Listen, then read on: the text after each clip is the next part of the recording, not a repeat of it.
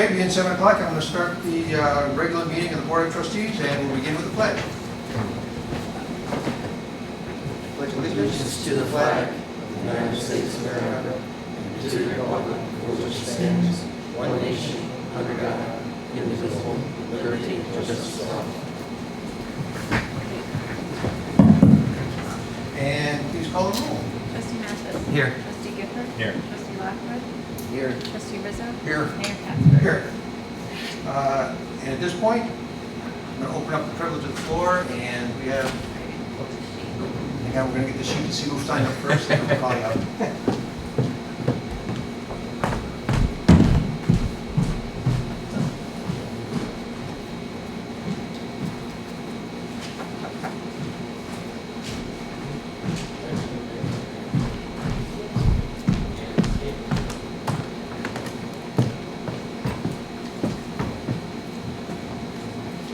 All right. So, Bill Ragg, 212, come on up and let us hear what you have to say.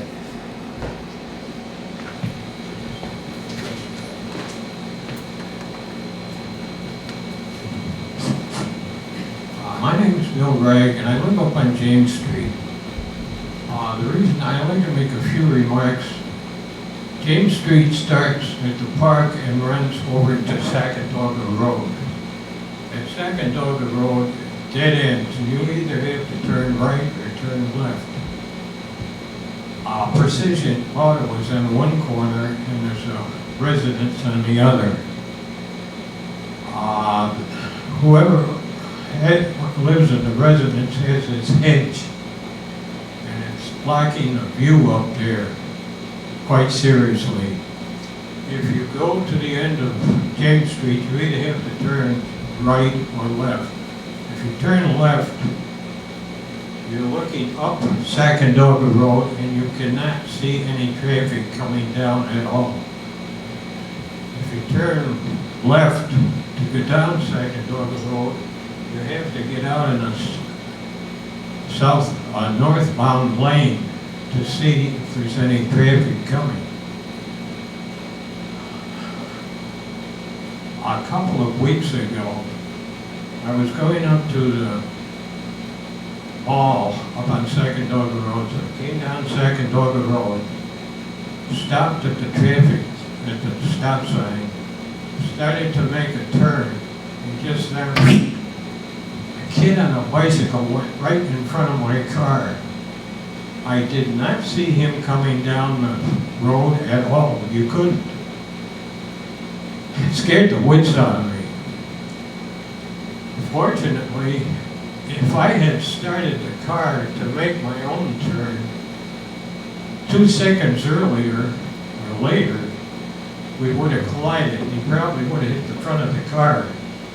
He was pedaling quite fast. He was going at a pretty good clip. If he hit that car, my car, going at speed, he probably would have went over the top of it. And there's no soft landing spot.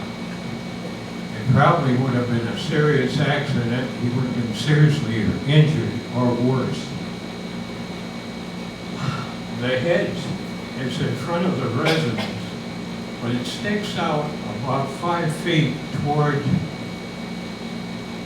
James Street. It even covers or backs up a stop sign and a street light sign. So I think it's on village property, at least part of it is. What I'm afraid of is all the ingredients are there for another accident, and I'd certainly hate to see somebody involved in a serious or fatal fatality. It could happen.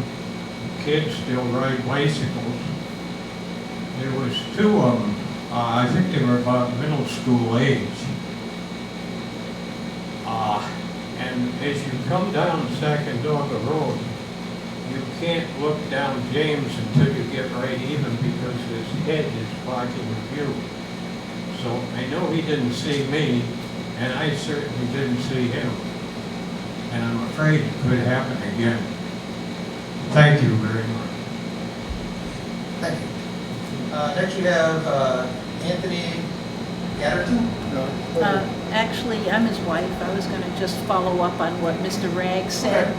I don't need to go to the microphone. All I wanted to say was that, you want me to go up there, or? I can hear it. Okay, all I wanted to say was that there's in addition to what Mr. Ragg said, you have to pull, if you're on James Street, it's happened to me a number of times, when you get to the intersection of James and Sacandaga, you have got to pull way out, and you cannot, in order to see what's coming southbound and make a left turn, if you're gonna make a left turn. In the meantime, anything, while you're concentrating or trying to pull way out, my car is sticking out into the intersection, and anything that's going northbound has no place to go, so they have to either stop or try to go around me, and then they're going in the southbound lane, while all I'm trying to do is make a left turn, and there's no way, no matter how far you lean forward or anything, you cannot see what's coming southbound on that intersection, so because of that hedge. So, okay? Thanks. And I'm gonna pass the pictures around, I didn't get your first name, but, You get some pictures. oh, Emily? Okay. I can't see. I can't quite get your last name for the minutes here. It's T-A-M? B-I-N-J-B. Okay, thank you. And then we have Sean Trumpler. I'm just here as an observer for future projects in the village. Okay. I don't have anything to talk about Okay. tonight. All right, you don't But I have to will. say, you don't, you just want to watch. Yeah, but I will eventually. Very unusual for us to have somebody in the audience for a meeting, so it's nice to have you here. Thank you. Okay, just a couple of responses for this concern. We have two codes in our laws that cover this situation. In one case, you've got the hedge that's blocking the view at the intersection, so we have code against that. In the second case, that hedge is blocking passage down the sidewalk, and we have code against that. So in both cases, taking care of it is the responsibility of the property owner. The person who is responsible for enforcing that part of the code is our superintendent of public works, Andrew Kohout. I told you earlier that he's on vacation this week, so he's not here tonight. So I'll get a message to him. Now, the way the process works is he'll cite the property owner. The property owner has to be given a window of time for compliance. Typically, it's 10 days.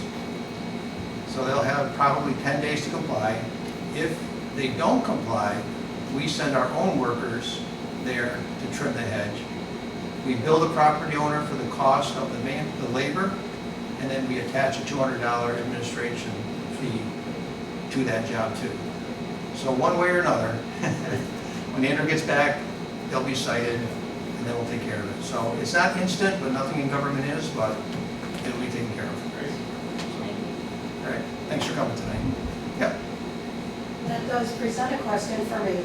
I live at 218 Glen Avenue, and I don't know if you remember the seafood restaurant that burned between CVS and Gabriel's. Well, the people who used to own that property no longer own their home on Glen Avenue, and I don't know if it's 226 or what. You can't miss it. It's a great house, and right across the street from it is Wyman Street. That property apparently has been abandoned, and no one is mowing it. And it's a real eyesore because we also have the house on the opposite corner, right on Glen and Wyman. That's for sale. Nobody is mowing it.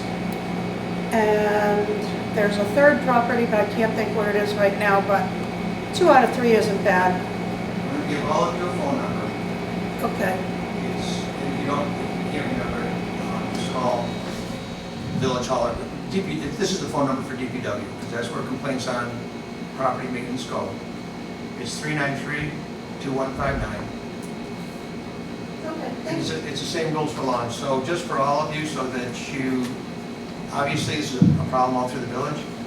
At our last meeting, the Board of Trustees authorized me to put together a program where we hire a part-time code enforcement officer specifically for property code enforcement. So mowing grass, doing your hedges, accumulated trash, that kind of stuff. We only have one person that does that as well as all the other building inspections and building permits and site plan reviews, and it's just got to be too big a job.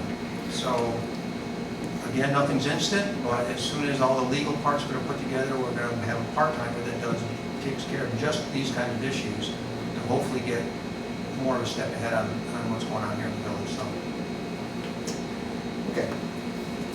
And with that, I think we'll move on to the rest of our agenda. Item number 4 is a resolution to amend the fiscal year 15-16 budget. Chris, you didn't give them the lecture about the staying or not. I was going to make you stay anyway. So you guys are welcome to leave at any time. If you want to stay and watch the rest of our meeting, you're welcome to. But We do not consider it rude if you walk out.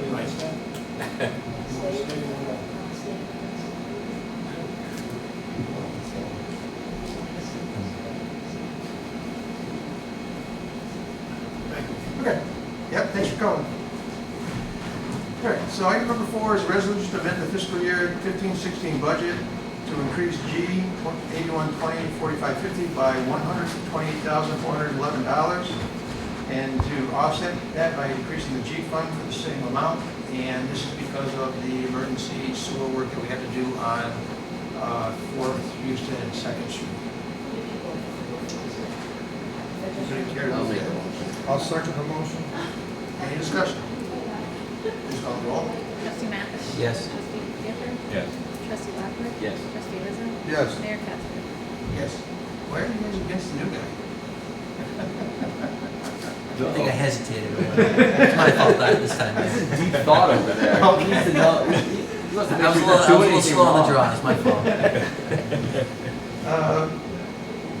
Item number 5 is a resolution to amend the Scotia fee schedule. Remember at our work session, I talked about the fact that we didn't have a separate fee for the use of the Freedom Park stage and amphitheater. I proposed amending it so that a resident paid $50 to reserve the stage and non-resident paid $100. Does anybody care to move to I'll make the motion. I'll second it. Thank you, John. any discussion on that one? Please call the roll. Trustee Mathis? Yes. Trustee Gifford? Yes. Trustee Lockwood? Yes. Trustee Rizzo? Yes. Mayor Casper? Yes. Item number 6 are my comments to the board. I only got a couple here. I think last time we met, I told you that McKeel had the plan to put their students on 2 floors, and there was a little hiccup because they needed to rent the 3rd floor to adults, and no overnight parking was an issue for them because they needed parking for these tenants. I found out this week that they were able to lease the parking lot right next door to that building, so problem solved, and I hope everybody's happy. Hard to keep them happy. The Burnt Hills Rowing Association is going to have their annual regatta. Once again, they have it every year. It's October 5th. It's a little different this year in that they wanted to use Collins Park to, I think, put their trailers. So they used Jumpin' Jack's parking lot. At that point, he's closed for business anyway, so the whole parking lot's available. But the crowd's big enough so that to have the trailers there and all the people just doesn't fit. So the unusual part of it, and I'm glad they called early, is that they want to close down the block of Shawnee from Mohawk Avenue to Freedom Park. So that's a little problematic because basically what you're doing is you're cutting off access to the park. So Jim, as park superintendent, is going to meet with the traffic safety committee and the rowing association to get it all figured out and see what goes on with it. But what I'm recommending is that we make them do a mass gathering permit. He did complete it. Did he? So once they go through the process, they'll come to the September 9th. Okay, all right, so he'll be addressing us with a mass gathering permit, but if we're gonna use up that big a space, obviously there's gonna be EMS concerns and whatever, so. And that way, if it does cost us anything in personnel, we'll get reimbursed for it. Let's see. I just wanted to, by surprise to everyone, including the police chief who has tonight off, we received a $2,500 member item grant from Hugh Farley for nothing specific, but law enforcement in the village of Scotia. So he's putting together a proposal for what he's gonna do with the $2,500, and he's also crafting a letter of thanks to the department. So looks like the pork barrels are back. He can spend that in about 2 minutes, right? Yeah, well, we just got our tasers in, but that was budgeted. There was something else, oh, he needs a new, plate reader, but they're not 2,500, they're 20,000, so, he does have a plan for getting the money. A new one? New player? The second one. A second one, okay. Not looking to replace that one. I look at the court docket every, well, court's on Thursday, so every Friday I look at the docket. I like to see what people are coming to court for, how many people are coming to court, and it also tells you which officers are writing the tickets. What the violations And what are. the charges are. So that plate reader is a revenue generator. Quite a spike in suspended licenses and stuff. And the only other update I have for you is in the village of Scotia, our property assessing is done by Level Assessment. So, I've met with him a couple times. It's a new guy. I think he's second year of the job now. And he admittedly didn't have a lot of experience, but I think he's doing a good job. And personally, I'm seeing a lot of improvements in the way assessments are being handled. One of the improvements I'm seeing is that people who create their property assessments are being denied, flatly denied, and his position is, I assessed it based on a formula, and my assessment is correct.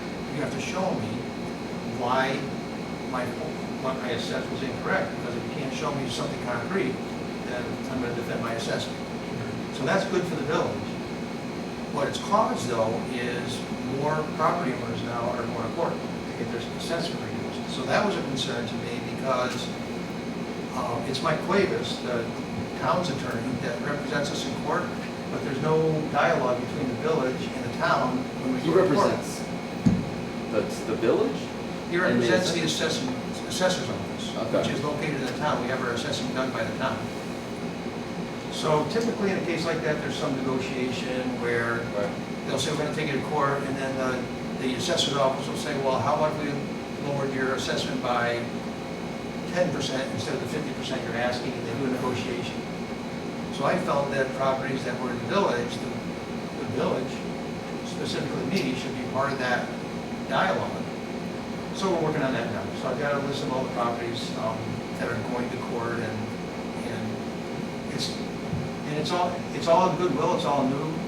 Frankly, the way the assessing had been done before this guy got there was very disjointed and unorganized. So I think we're just kind of all gelling it together now. So it's good progress. All right. So those are my comments.